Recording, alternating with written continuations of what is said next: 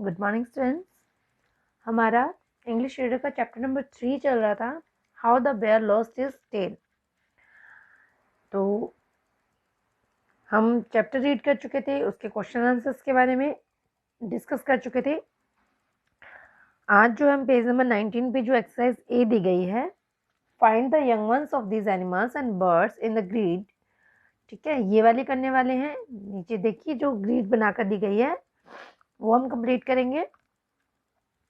Okay, तो first number जो देखिए, आपको कुछ एनिमल्स और बर्ड्स के नेम दिए गए हैं, उनके यंग वंस यानी उनके बेबीज के नेम आपको इस ग्रिड में फाइंड आउट करने हैं। ओके, तो नंबर 1 देखिए, ईगल।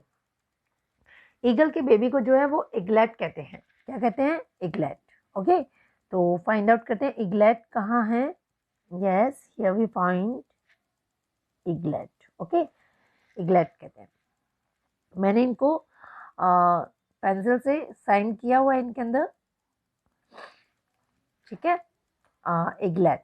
नंबर 2 देखिए, गूज। गूज के बेबी को क्या कहते हैं? गूज के बेबी को कहते हैं गॉजलिंग। ओके, क्या कहते हैं? गॉजलिंग। तो गॉजलिंग फाइंड आउट करते हैं, कहाँ दिया गया है। यस, ये भी find gosling. Next, horse. Horse के बेबी को कहते हैं फॉल। FOAL, foal. हॉर्स के बेबी को क्या कहते हैं? हम फॉल कहते हैं। फिर है डियर। डियर के बेबी को हम कहते हैं fawn. FAWN, FAWN, fawn. Deer के बेबी को क्या कहते हैं हम? फॉन।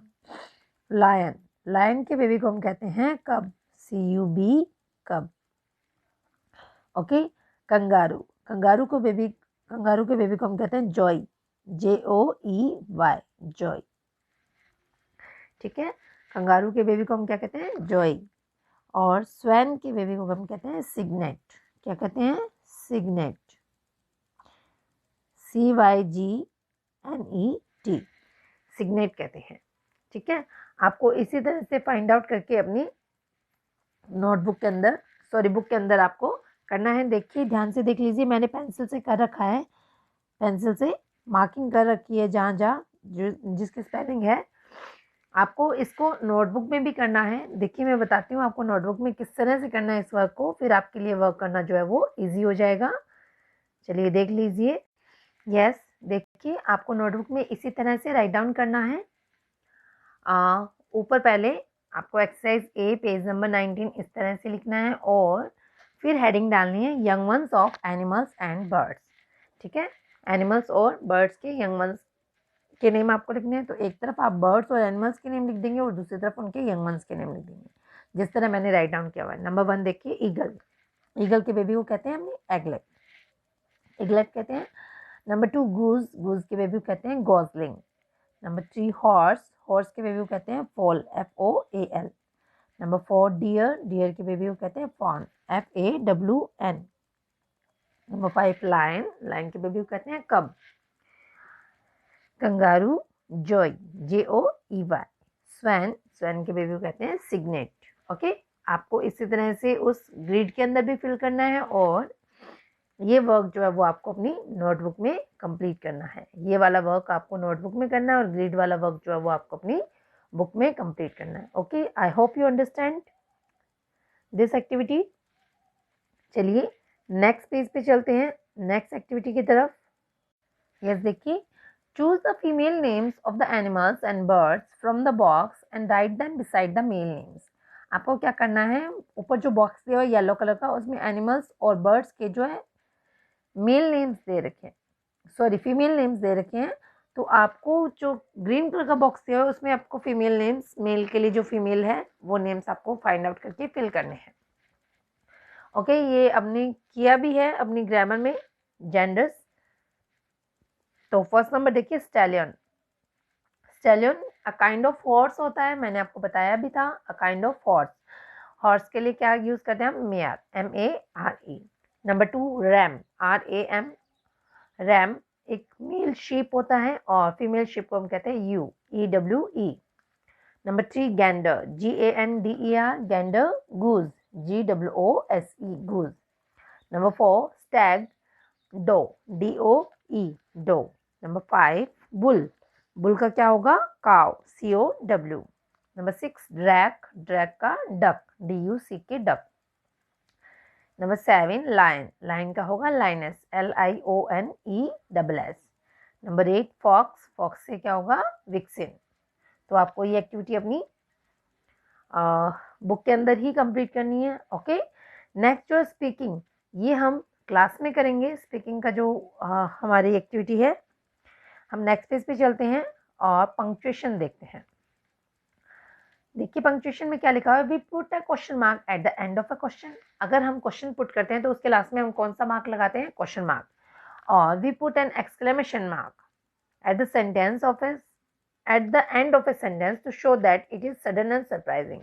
ऐसे सेंटेंस के पीछे हम एक्सक्लेमेशन मार्क लगाते हैं जो सडन हो या सरप्राइजिंग बात जब कही जाती है तो हम एक्सक्लेमेशन मार्क का यूज करते हैं। ये मैंने आपको ग्रामर में बताया हुआ है। तो एग्जाम्पल देख लीजिए, are you going home now? Are you, देखिए पहले क्या दे रखा है? आर, आर के बाद में यू, यानी सब्जेक्ट से पहले क्या दिया हुआ है? Helping verb. ठीक है, अगर सब्जेक्ट से पहले हेल्पिंग वर्ब लगाकर, यानी सेंटेंस की शुरुआत में अगर हेल्पिंग वर्ब है, इट मीन्स वो क्वेश्चन है। ओके, सेकंड देखिए, how lovely you look. How है तो क्या? क्वेश्चन वर्ड है, मैंने आपको बताया हुआ है ग्रामर में। हाउ है तो क्वेश्चन वर्ड, लेकिन हाउ के जस्ट बाद हेल्पिंग वर्ब का यूज नहीं हुआ है, इट मीन्स ये क्वेश्चन नहीं है, ये क्या है? एक्सक्लेमेटरी सेंटेंस है, इसलिए इसके पीछे कौन सा यूज हुआ है? एक्सक्लेमेशन मार्क का यूज हुआ है। ओके, तो चलिए देख लेते हैं हम exercise number 1। What a lovely picture, what a lovely picture. WH word है व्हाट वैसे तो, लेकिन इसके जस्ट बाद अगर हेल्पिंग वर्ब नहीं है, इट मीन्स ये क्वेश्चन नहीं है, एक्सक्लेमेटरी सेंटेंस है, हमें इसके लास्ट में मार्क ऑफ एक्सक्लेमेशन लगाना है। देखिए मैंने लगाया हुआ है, आपको भी इसी तरह फिल करना है। Number 2, what are you talking about. What are you, अब यहाँ देखिए WH वर्ड दे रखा है और उसके जस्ट बाद में आर, आर क्या है? हेल्पिंग वर्ब है, तो इट मीन्स ये क्या है? क्वेश्चन है, और लास्ट में क्या लगा रखा है हमने? Question mark. How do you feel now, how के जस्ट बाद हेल्पिंग वर्ब है, इट मीन्स क्वेश्चन है, क्वेश्चन मार्क लगाया। How nice of you to offer your help. How nice, देखिए हाउ के बाद में हेल्पिंग वर्ब नहीं है, ठीक है, तो इट मीन्स ये क्या है? एक्सक्लेमेटरी सेंटेंस है। Number 5, are you feeling all right. अब शुरू में ही क्या दिया हुआ है? हेल्पिंग वर्ब दी गई है, उसके बाद सब्जेक्ट दिया गया है, इट मीन्स क्वेश्चन है, हमें क्या लगाना है? Question mark. नेक्स्ट देखिए स्पेलिंग, स्पेलिंग दे रखी है, इसमें हमें वॉवल्स को फिल करना है, AEIOU। नंबर 1 देखिए, STORE स्टोर, क्या स्पेलिंग बनेगी? STORE store. Number 2 silent, SILENT। 3 flute, FLUTE flute, बांसुरी। Number 4 price, PRICE। Number 5 skate, SKATE skate। 6 climb, CLIMB climb। 7 scene, SCENE scene। Number 8 above, ABOVE। आपको ये अपनी बुक में ही कंप्लीट करना है। ओके, चलिए नेक्स्ट पेज पे चलते हैं। यस, देखिए नेक्स्ट पेज पे राइटिंग, यानी कि आपको कुछ पिक्चर्स दे रखी है ऊपर, देखिए, और उसको देखते हुए हमें एक स्टोरी जो है वो बनानी है। Put the pictures in the right order by writing the correct number in the boxes. आपको ये पिक्चर्स जो है वो करेक्ट ऑर्डर में लगानी है,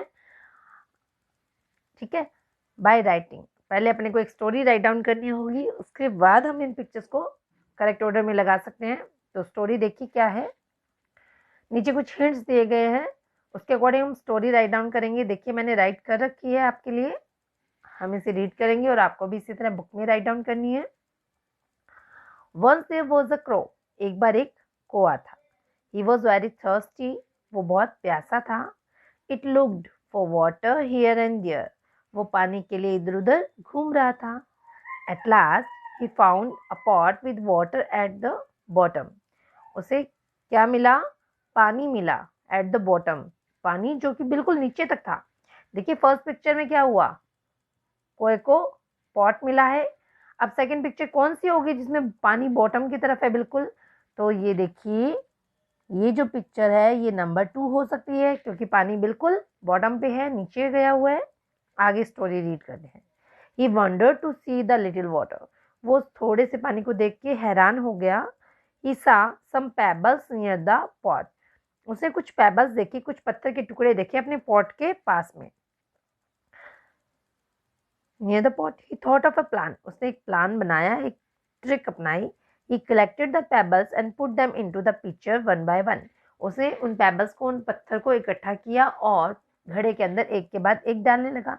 तो ये पिक्चर देखिए, इसमें वन बाय वन वो क्या कर रहा है, पेबल्स को डाल रहा है, मतलब ये 3 नंबर पिक्चर बन सकती है।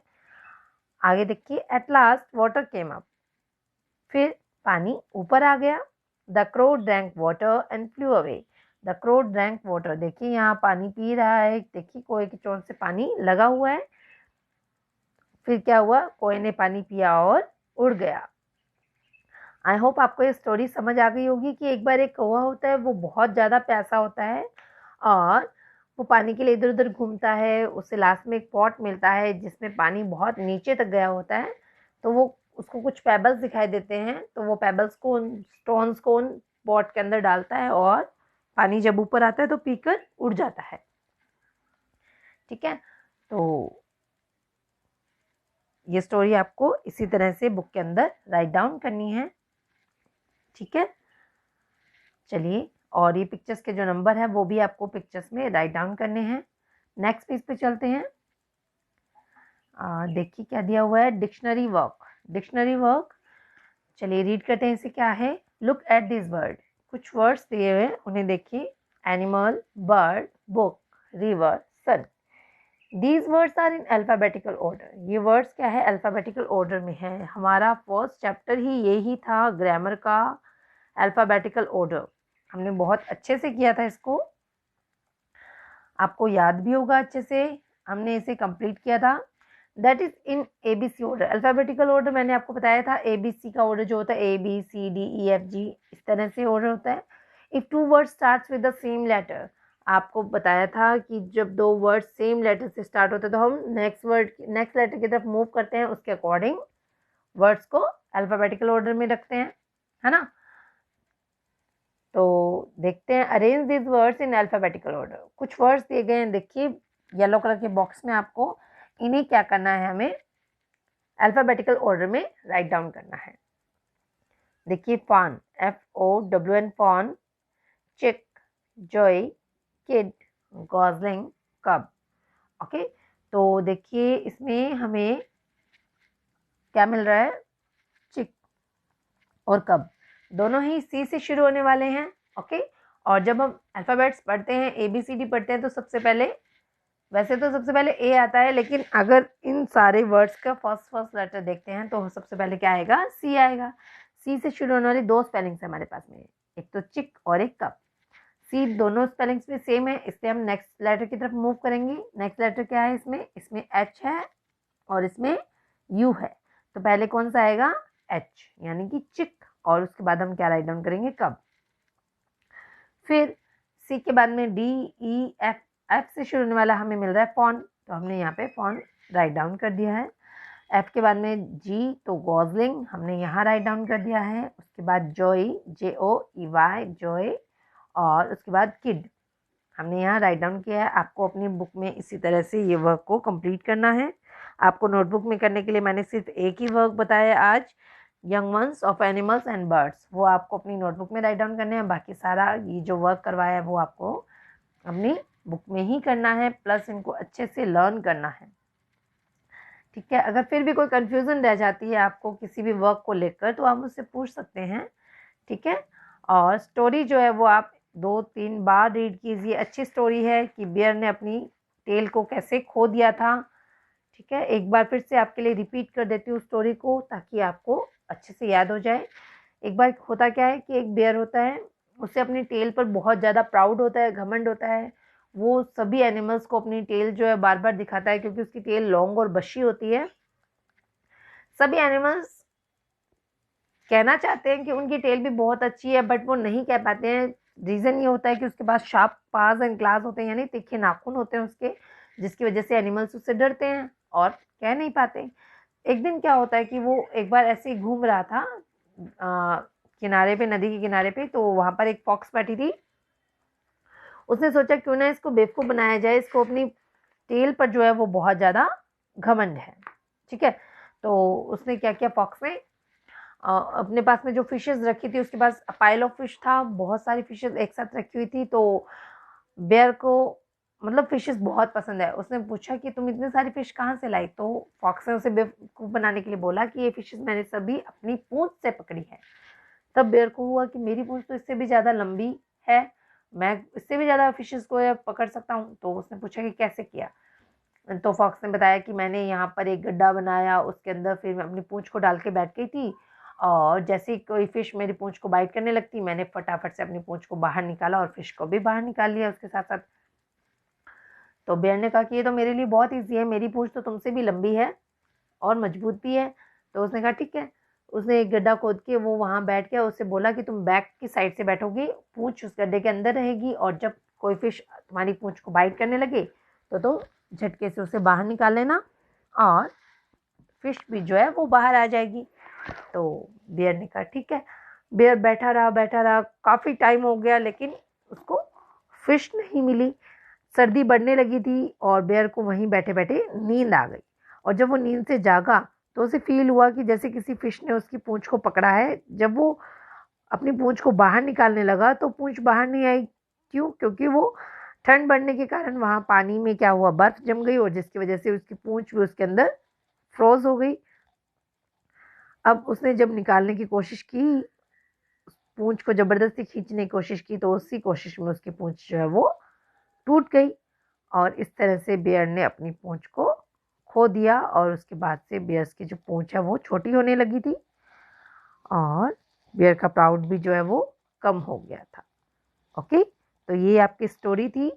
आप इस स्टोरी को अच्छे से 2-3 बार और रीड कीजिए ताकि आपको अच्छे से याद हो जाए, और पूरे चैप्टर को अच्छे से लर्न कीजिए। और वर्क जो है वो हैंड राइटिंग अच्छी रखनी है आपको, हमेशा होमवर्क करते हुए लाइन को टच करते हुए अच्छी अच्छी हैंड राइटिंग में आपको अपना वर्क कंप्लीट करना है। Okay, thank you.